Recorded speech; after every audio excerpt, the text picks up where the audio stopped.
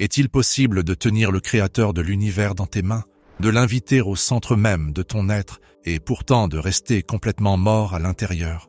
Est-il possible que le moment qui devrait être notre plus grand salut, recevoir la Sainte Eucharistie, puisse devenir une source de profonde tristesse pour Dieu?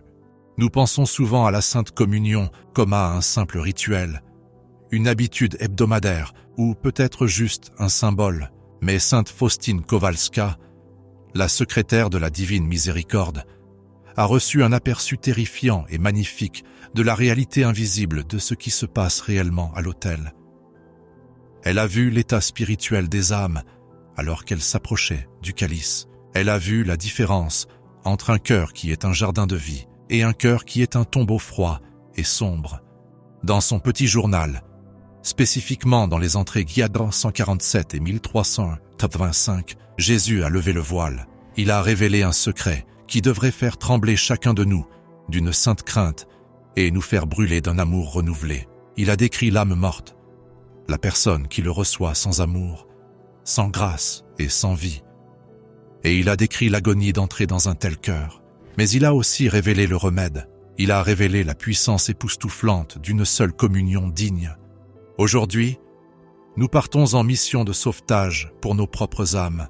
Nous allons découvrir les 10 mystères de l'Eucharistie, tels que révélés à Sainte Faustine, en comptant à rebours jusqu'à la réalité numéro 1 qui définit notre destin éternel. Nous regarderons dans les yeux du Jésus affligé et nous apprendrons comment le consoler. Avant d'ouvrir le petit journal et d'entrer dans ses visions, nous devons préparer nos propres cœurs. Nous devons nous assurer que nous ne sommes pas les âmes mortes dont il parle. Nous devons ouvrir la porte. Je t'invite dès maintenant à créer un sanctuaire de miséricorde dans les commentaires ci-dessous. Ne laisse pas ce moment passer comme une simple vidéo de plus. Fais-en un acte de foi. S'il te plaît, tape les mots « Jésus, j'ai confiance en toi ». Et s'il y a un être cher, un enfant, un conjoint, un ami qui s'est éloigné des sacrements ou qui les reçoit sans comprendre, écris son prénom à côté de ta prière. Plaçons-les dans les rayons de sa miséricorde dès maintenant. Jésus, j'ai confiance en toi. Maintenant, voyageons dans les visions de Sainte Faustine et les 10 réalités de la réception de l'Eucharistie de la tragédie de l'âme morte à la gloire du tabernacle vivant. Numéro 10. La tragédie de l'invité non reconnu. Nous commençons notre compte à rebours avec une tristesse que Jésus exprimait fréquemment à Sainte Faustine, une tristesse qui prépare le terrain pour les visions plus sombres à venir. C'est la tragédie d'une indifférence simple et écrasante. Imagine un instant qu'un roi traverse le monde pour rendre visite à un paysan. Ce roi apporte avec lui le remède à toutes les maladies du paysan, de l'or pour payer ses dettes et l'acte de propriété d'un palais. Le roi frappe, le paysan ouvre la porte, laisse entrer le roi, puis lui tourne immédiatement le dos. Le paysan ignore le roi pour jouer avec la poussière sur le sol ou pour regarder les nuages passer par la fenêtre. Le roi reste là, le cadeau à la main, complètement ignoré dans la maison où il a été invité.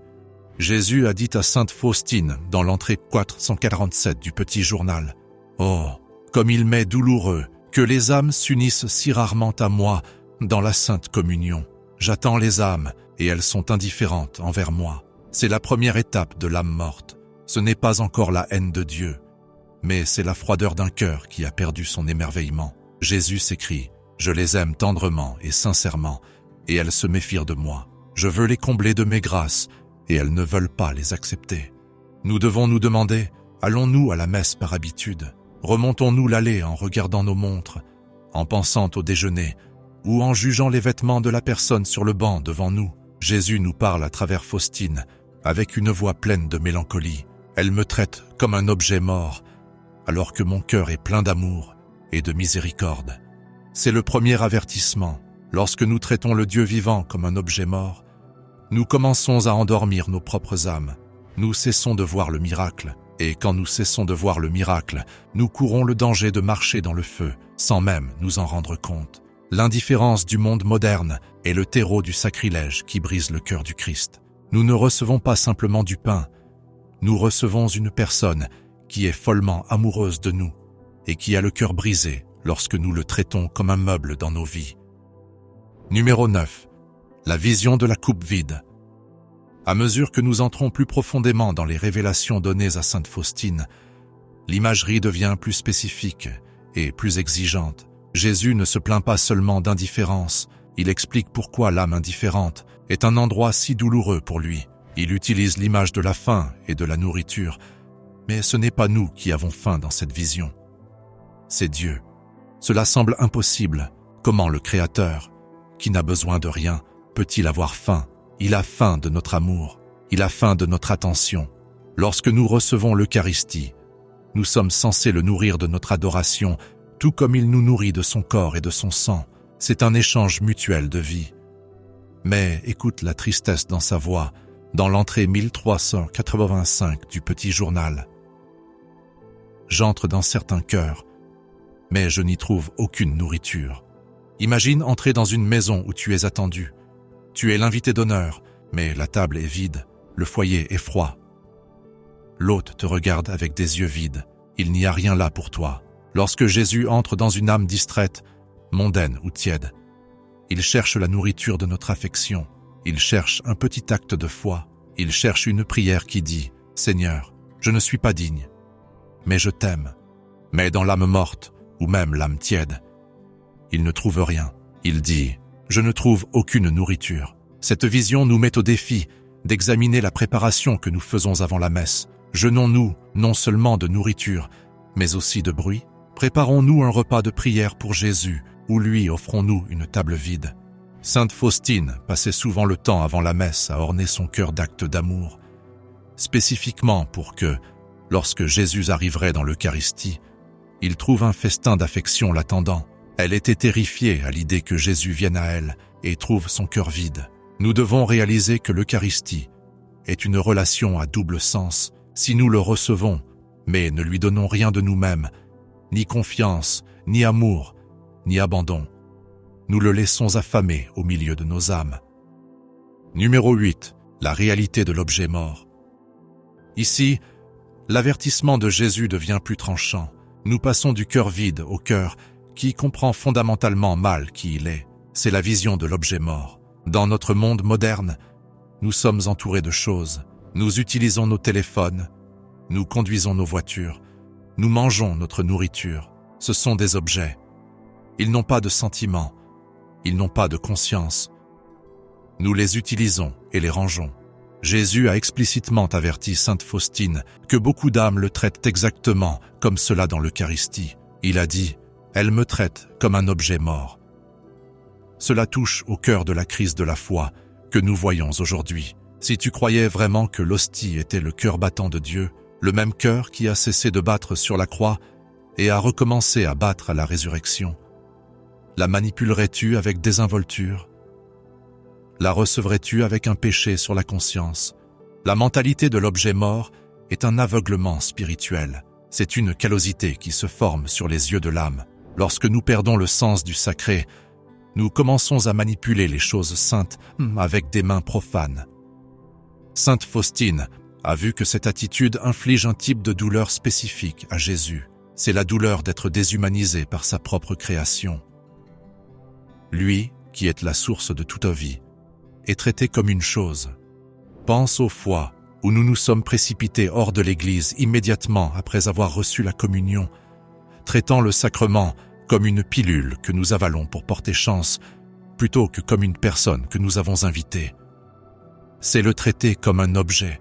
Jésus a dit à Faustine que cette attitude l'oblige à retirer sa présence sensible. Il ne peut pas se révéler à un cœur qui refuse de le reconnaître comme une personne. Si nous le traitons comme du pain, il reste silencieux comme du pain. Mais si nous le traitons comme le roi des rois, il révèle sa royauté à nos esprits. Nous devons briser l'habitude de la routine. Nous devons nous secouer pour nous réveiller avant de faire la queue pour la communion. Nous devons nous dire « Je suis sur le point de recevoir celui qui a fait les étoiles ». Ce n'est pas une chose, c'est lui. Numéro 7. La puanteur de l'âme morte.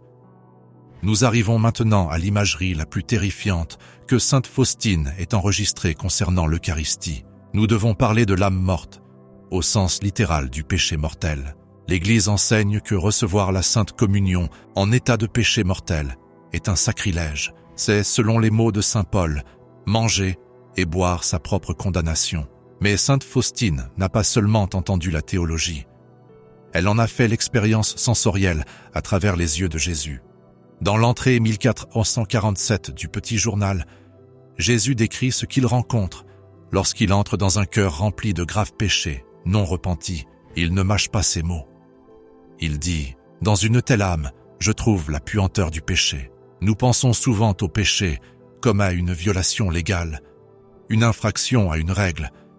Mais dans le domaine spirituel, le péché a une nature. Il a une odeur. Il a un poids. C'est de la corruption. Imagine un tombeau qui n'a pas été ouvert depuis des jours. Il est plein de pourriture. Il est répugnant pour la nature humaine. Imagine maintenant forcer le Dieu tout saint, tout pur et tout beau à entrer dans ce tombeau et à verrouiller la porte. C'est ce que nous faisons lorsque nous recevons la communion avec une âme morte.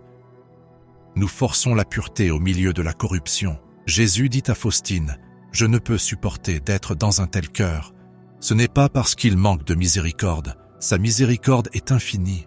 Il est prêt à pardonner n'importe quel péché, aussi terrible soit-il, dans le confessionnal. Il est prêt à laver le tombeau avant d'entrer. Mais lorsque nous le traînons dans la saleté sans repentance, sans demander d'abord son sang purificateur, nous ne demandons pas la miséricorde. Nous nous moquons de sa sainteté. La puanteur du péché est l'odeur de l'orgueil, de la haine, de la luxure qui a été embrassée et justifiée. C'est l'odeur d'une âme qui dit « Je n'ai pas besoin des lois de Dieu, mais je prendrai le prestige de Dieu ». Cette vision est un signal d'alarme pour nous tous. C'est pourquoi l'Église nous supplie « Va te confesser, lave la maison, n'invite pas l'invité royal dans une maison remplie d'ordures. » C'est un acte d'amour de nettoyer nos âmes avant de le recevoir. C'est un acte de décence élémentaire envers notre Créateur. Numéro 6. Le retrait immédiat de la grâce. Que se passe-t-il lorsque Jésus entre dans cette âme morte? Reste-t-il? Force-t-il son chemin à travers les ténèbres? La réponse que donne Jésus donne à réfléchir. Il dit à sainte Faustine « Je la quitte rapidement ». C'est un mystère théologique. Bien sûr, la présence réelle de Jésus demeure dans l'Eucharistie, tant que les propriétés physiques du pain demeurent. Jésus est physiquement présent dans l'estomac du pécheur, mais spirituellement, dans le domaine de la grâce et de la communion. Il part. Il retire son intimité, il retire les lumières et les grâces qu'il avait l'intention de donner. Il est présent comme un juge ou comme un prisonnier, mais pas comme un invité et un sauveur. Je la quitte rapidement. Il y a une profonde tristesse dans ces mots. Cela implique qu'il voulait rester. Il est arrivé avec des bagages pleins de grâce, prêt à les déballer. Il voulait rénover l'âme, la décorer de vertu, s'y reposer, mais l'environnement de l'âme était si hostile, si toxique avec la puanteur du péché et le traitement qu'on lui infligeait comme à un objet mort, qu'il ne pouvait pas agir. Il est expulsé par notre propre dureté de cœur. Cela explique pourquoi tant de gens reçoivent la communion pendant des années et ne semblent jamais changer. Ils ne deviennent jamais plus gentils, plus patients ou plus saints. Pourquoi? Parce qu'ils reçoivent le sacrement, mais ils chassent la grâce. Ils bloquent les effets du médicament en refusant de suivre les ordres du médecin. Si nous nous sentons bloqués dans notre vie spirituelle, nous devons demander « Chassons-nous Jésus rapidement après la messe? Lui donnons-nous une raison de rester? Ou notre cœur est-il si encombré de bruits mondains et d'habitudes non repenties qu'il n'a nulle part où s'asseoir ?» Numéro 5. La prison du cœur distrait. Nous continuons notre compte à rebours en regardant ce qui se passe après la réception de l'Eucharistie. C'est une vision qui s'applique à beaucoup d'entre nous, qui ne sont peut-être pas en état de péché mortel, mais qui sont pris au piège du monde. Jésus s'est plaint à sainte Faustine des âmes qui le reçoivent et l'ignorent immédiatement. Il a dit dans l'entrée 1385 du Petit Journal, « Les gens cherchent Dieu au loin, mais il est juste là en eux. Pourtant, ils l'ignorent pour parler de choses mondaines. » Imagine qu'un ami vienne chez toi, tu le laisses entrer, et puis tu décroches immédiatement le téléphone et commences à parler à quelqu'un d'autre pendant 1 heure, ignorant l'ami assis sur ton canapé. Jésus appelle cela la prison du cœur. Lorsque nous recevons la communion, nous devenons un tabernacle vivant. Pendant ces précieuses minutes où l'hostie se dissout, nous sommes la chose la plus proche du ciel sur terre. Les anges nous regardent avec admiration. Mais que faisons-nous? Souvent, nous franchissons les portes de l'église et commençons immédiatement à commérer. Nous nous plaignons de l'homélie du prêtre. Nous vérifions nos téléphones pour les scores sportifs ou les nouvelles. Nous allumons la radio de la voiture avec de la musique forte et pendant tout ce temps, Jésus est là, à l'intérieur. Attendant, il a dit à Faustine, « Je veux converser avec elles, mais elles ne veulent pas me parler. Elles me laissent seule. » Il devient prisonnier dans l'âme même qu'il est venu sauver. Il est enfermé dans le donjon de nos corps, tandis que nos esprits vagabondent vers le marché, le bureau ou Internet. Cela le blesse. Cela le blesse parce qu'il a des secrets qu'il veut nous dire. Il a des conseils pour nos problèmes. Il a du réconfort pour nos anxiétés. Mais il ne peut pas crier plus fort que le bruit de nos distractions. Sainte Faustine a appris à faire du temps après la communion le moment le plus sacré de sa journée. Elle fermait les yeux de son âme à tout ce qui l'entourait et se concentrait entièrement sur l'invité à l'intérieur. Elle disait « Bienvenue mon amour, tu es ici et je suis ici, parlons ». Nous devons libérer Jésus de la prison de notre distraction. Nous devons lui donner 10 minutes d'attention pure et indivise après la messe. Ces 10 minutes peuvent changer toute ta vie. Numéro 4. Le mystère du tabernacle vivant. Maintenant, le ton de notre compte à rebours change. Nous avons vu l'horreur de l'âme morte et le cœur indifférent. Regardons maintenant la gloire de l'âme vivante, ce qui se passe quand nous faisons les choses correctement. Sainte Faustine a reçu des visions de ce à quoi ressemble une âme pure après la communion, et c'est d'une beauté aveuglante. Jésus lui a dit que lorsqu'une âme le reçoit avec un cœur pur et un amour véritable, cette âme devient un tabernacle vivant. Il a dit, « Dans une telle âme, je prends mes délices. J'en fais mon trône. » Pense à la différence. Dans l'âme morte, il trouve un tombeau. Dans l'âme vivante, il bâtit un trône. Faustine écrit avoir vu des rayons de lumière irradier de sa propre poitrine après la communion, des rayons qu'elle ne pouvait pas cacher. Elle a vu que lorsqu'une personne reçoit Jésus dignement, son ange gardien et d'autres esprits s'approchent, traitant cette personne avec la même révérence qu'ils montrent à l'ostensoir sur l'autel. Pourquoi? Parce que pour ce moment, il n'y a pas de différence. Tu portes Dieu. Cette vision révèle l'immense dignité de la personne humaine.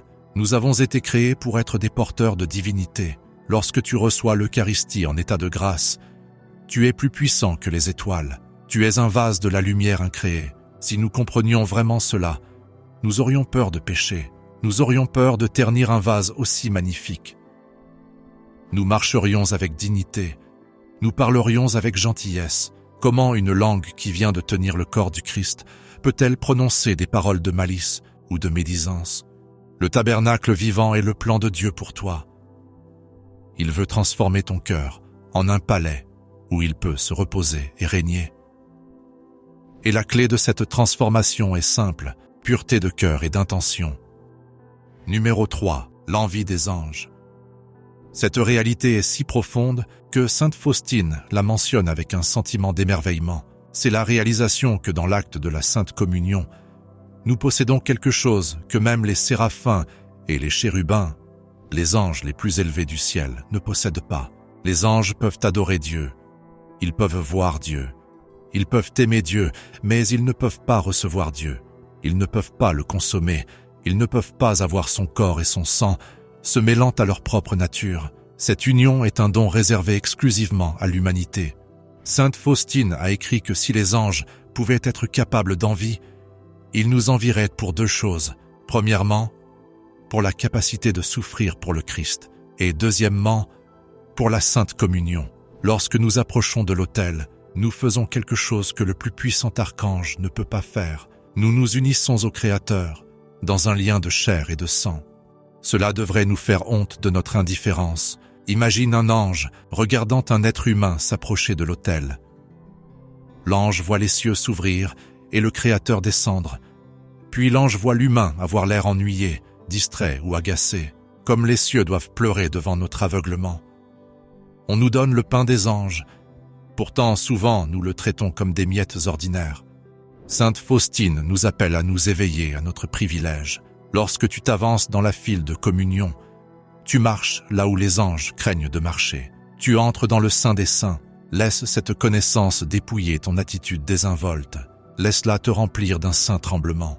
Tu es sur le point de faire la plus grande chose qu'un être humain puisse faire sur cette terre. Numéro 2.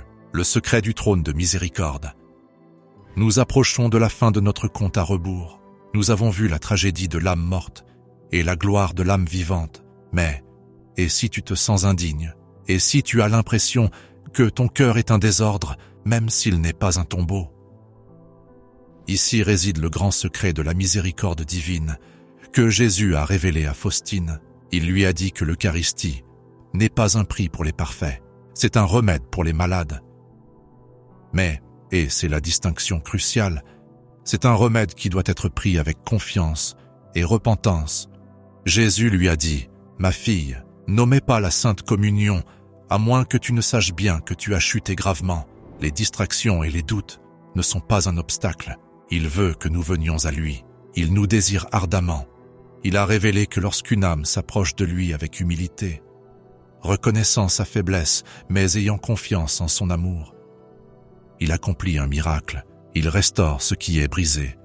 Il y a une belle entrée où Faustine se sent submergée par sa propre misère. Elle se sent trop petite pour recevoir le grand roi.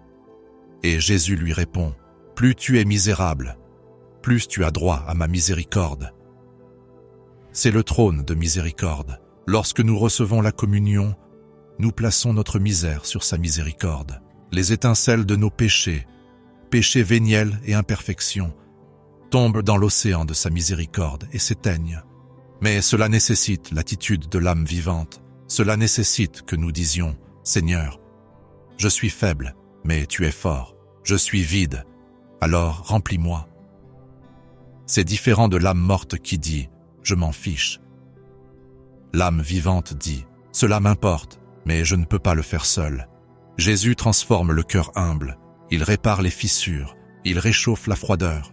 Il transforme la pierre en chair. C'est la promesse. Une bonne communion peut réparer des années de dommages spirituels. Une réception fervente de l'Eucharistie peut briser les chaînes de l'addiction qui te retiennent depuis des décennies. Parce que ce n'est plus toi qui mènes la bataille, c'est le Christ en toi. Numéro 1. La promesse d'une transformation totale. Nous sommes arrivés à la réalité finale et la plus puissante. C'est la destinée ultime de l'âme qui évite la mort du péché et embrasse la vie de l'Eucharistie. C'est la promesse de la transfiguration. Sainte Faustine écrit à propos d'un moment où Jésus lui a dit « Je désire m'unir aux âmes humaines. Mon grand délice est de m'unir aux âmes. Lorsque je viens dans un cœur humain dans la Sainte Communion, mes mains sont pleines de toutes sortes de grâces que je veux donner à l'âme. Et quelle est la grâce ultime? C'est de devenir un autre Christ. » Sainte Faustine a vu qu'à travers des années de communion fidèle et aimante, sa propre personnalité commençait à s'effacer et la personnalité de Jésus commençait à prendre le dessus. Ses pensées sont devenues ses pensées, ses désirs sont devenus ses désirs.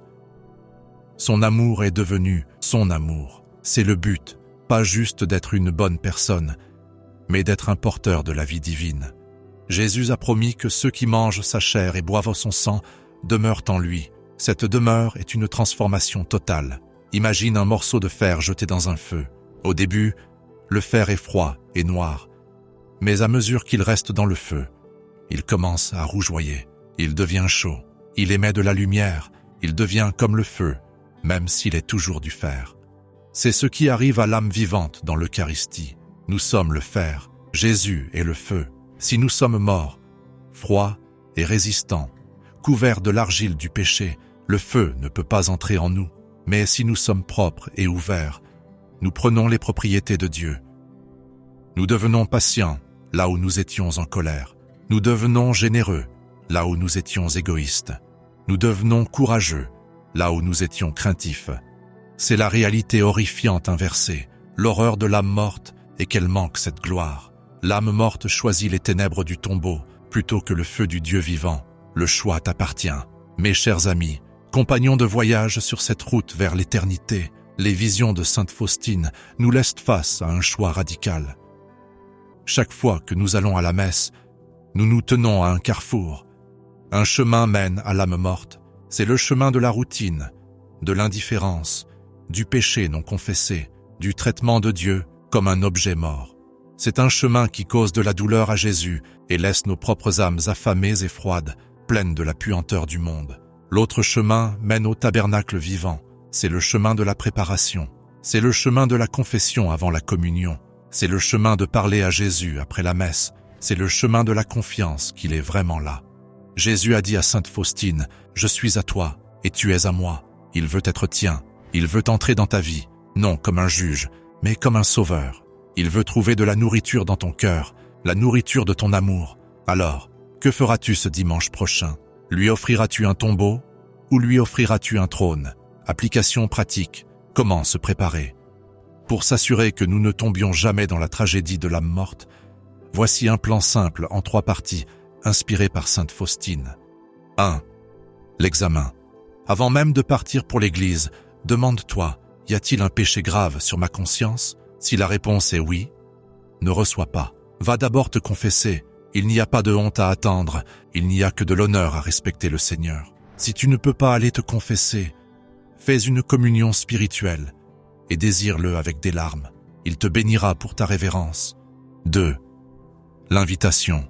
Sur le chemin de la messe, invite Jésus. Dis, « Seigneur, mon cœur est petit et poussiéreux, mais je veux qu'il soit un jardin pour toi. Viens et plante tes fleurs. » 3.